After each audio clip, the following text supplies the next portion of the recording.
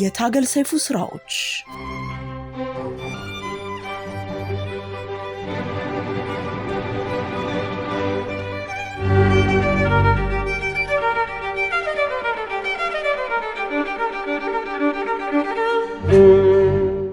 ከመብራት ኃይል የሚላክልን ኤሌክትሪክ በየደቂቃው ብልጭ ድርግም እያለ የሚቆራረጥበት ጊዜ አለ።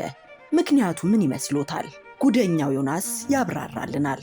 ዛሬም ከታገል ሰይፉ ተወዳጅ ልቦለድ ዝንቡላና ካሮት አንድ ክፍል ይዘንላችሁ ቀርበናል።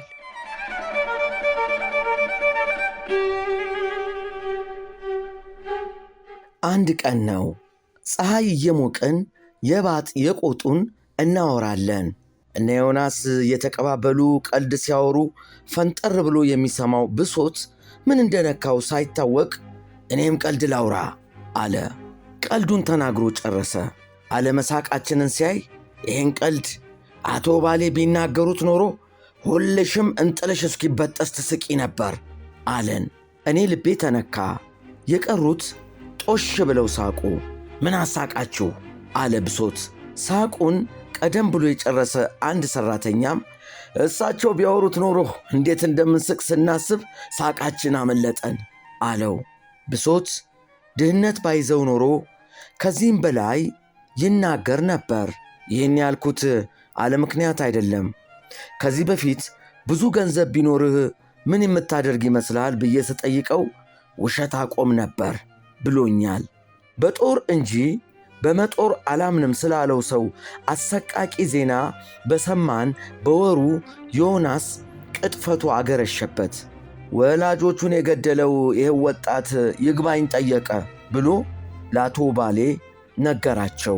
ይግባኙም ምንም እንኳ እናትና አባቴን ብገድል ፍርድ ቤቱ አሳዳጊ የሌለኝ የሙት ልጅ መሆኔን አውቆ ምሕረት ያደርግልኝ ብሏል የሚል ነው። አቶ ባሌ ይህን ሰምተው እንደገና በሳቅ ተንከተከቱ። እኔ ኧረ ይሄ የአረቦች ቀልድ ነው ብዬ ጮኩ። የሰማኝ አልነበረም። ሁሉም አቶ ባሌን ተከትለው በመሳቅ ላይ ነበሩ። አቶ ባሌ አርዝመው ከሳቁ በኋላም አይ እንዴት ደስ የሚል ነገር ነው! እንደ ዛሬ ስቄ አላውቅም። በእውነቱ ታሪካዊ ሳቅ ነው። እንደዚህ ያለውን ሳቅ ከቤተሰቤ ጋር ሆኜ ለመሳቅ ስንት ጊዜ ተመኘው። ነገር ግን ለዚች ለማያልፍላት አገር ስል፣ ለዚህ ምስጋና ቢስ ሕዝብ ስል ቤተሰቤን ጥዬ ይኸው የትም እስቀዋለሁ ብለው ቆዘሙ። ወዲያው አብረዋቸው ሲንከተከቱ የነበሩት ሁሉ ሳቃቸውን ቀጥ አድርገው አብረዋቸው ቆዘሙ። አንዳንዶቹም እንባቸው እንደመጣ ሁሉ መሐረባቸውን አውጥተው ዓይኖቻቸውን መጠራረግ ጀመሩ። ቁዘማው አልቆ ሁላችንም ከተበታተንን በኋላ ወደ ዮናስ ጠጋ ብዬ ምን አይነት ቅጥፈት ነው አልኩት። ዝንቡዬ ቅጥፈት አይባልም፣ ባይሆን ቅድም ያልከው ይሻላል፣ ቀልድ ነው። ቀልዱን ያገኘሁት ከአንድ ግብፃዊ ተረበኛ መጽሐፍ ነው። እውነት አስመስለ ማውራት ግን ያሳፍራል።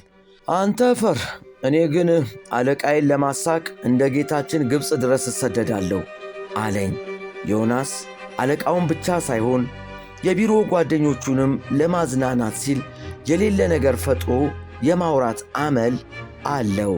በተለይ ድብርት ወይም ብስጭት ውስጥ ሲገቡ ፈጥኖ ደራሻቸው ነው።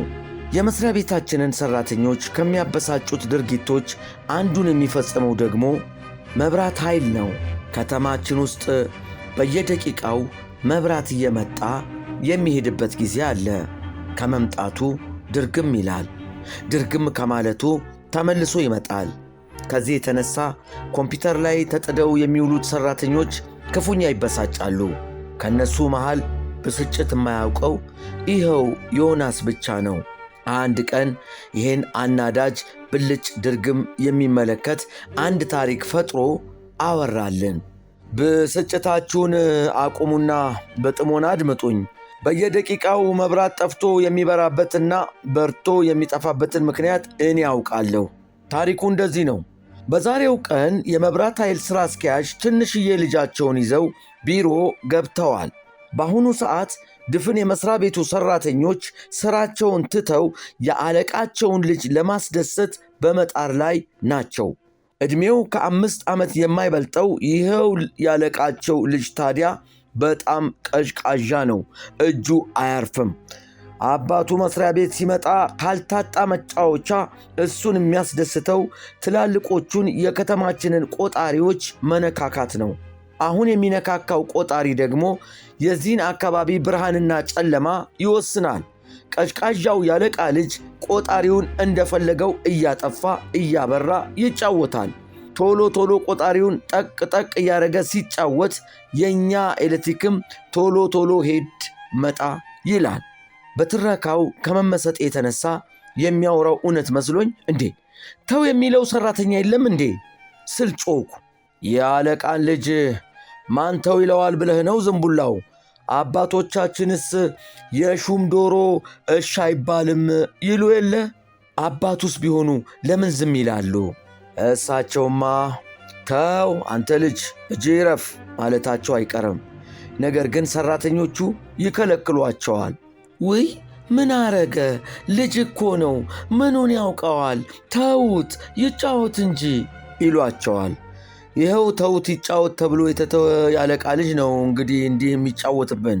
ከዚያን ጊዜ ጀምሮ መብራት ቶሎ ቶሎ እየተቆራረጠ ብልጭ ድርግም ሲል አዬ ያ ልጅ መጣ መሰለኝ እንባባላለን። ያ የተከበሩት የመብራት ኃይል ሥራ አስኪያጅ ልጅ እንደኔ ከሆነ ደራሲነት እርስ በርስ የማይጋጩ ቅጥፈቶችን አቀናብሮ የማቅረብ ልዩ ችሎታ ይመስለኛል። ዮናስ ደግሞ የዚህ ልዩ ችሎታ ባለቤት ነው። ለምን ድርሰት እንደማይጽፍ አላውቅም።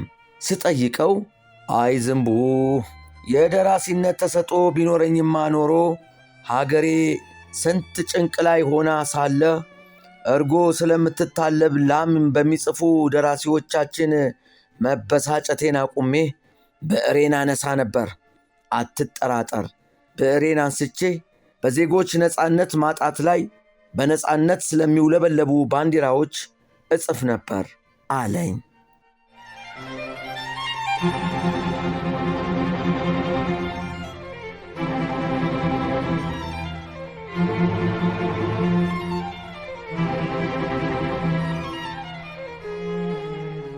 በአሁኑ ወቅት ይህን የታገል ሰይፉን መጽሐፍ ዝንቡላና ካሮት በአማዞን ላይ ያገኙታል።